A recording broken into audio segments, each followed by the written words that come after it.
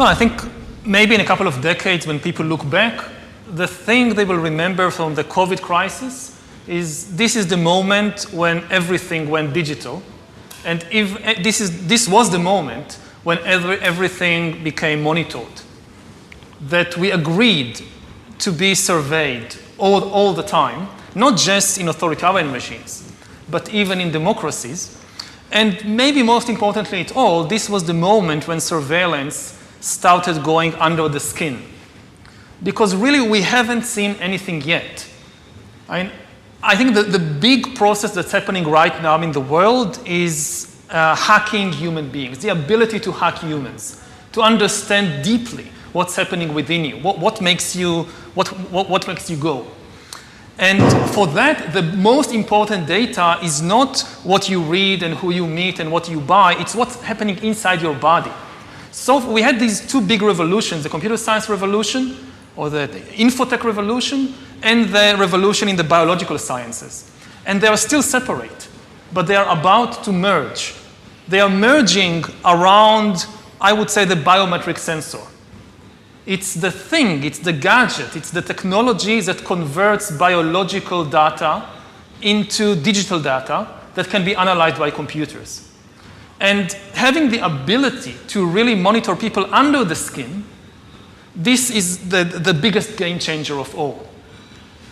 Because this is the key for getting to know people better than they know themselves. I often give the example from my own personal life that I realized I was gay only when I was 21. And I keep thinking about the time when I was 15, 16, how could I have missed it? You know, something so important about myself should have been obvious, but I didn't know.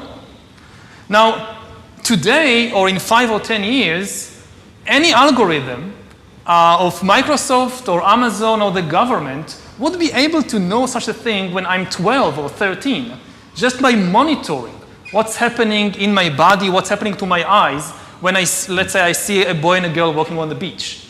Where do my eyes focus? So this is the crucial revolution, and COVID is critical because this is what convinces people to accept, to legitimize total biometric surveillance.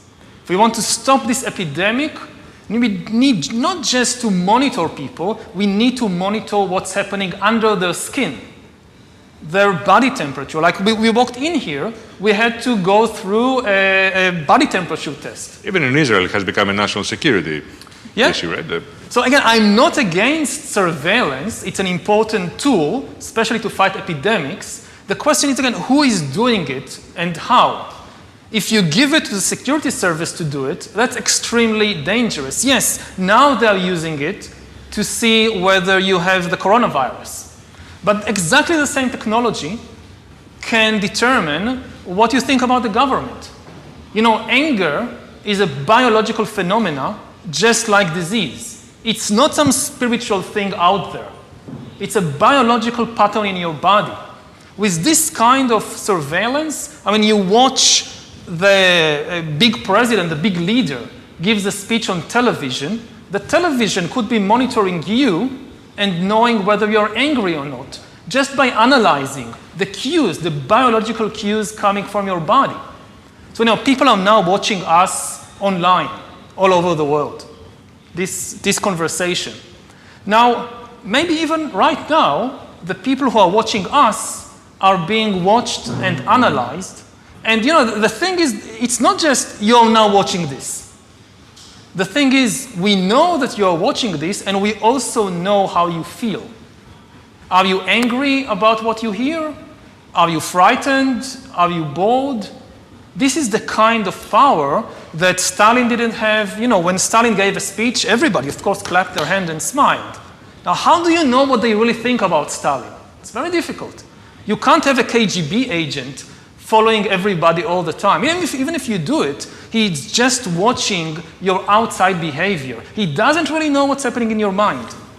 But in 10 years, the future Stalins of the 21st century, they could be watching the minds, the brains of all the population all the time. And also they will have the computing power to analyze all that. It's not just having an agent following everybody all the time. The agent in Stalin's days writes a paper report, and you have these millions of paper reports piling up in Moscow. Somebody needs to read them, to analyze them. That's impossible.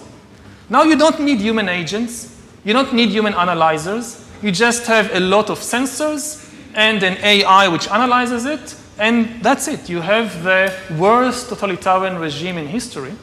And COVID is important because COVID legitimizes some of the crucial steps, even in democratic countries.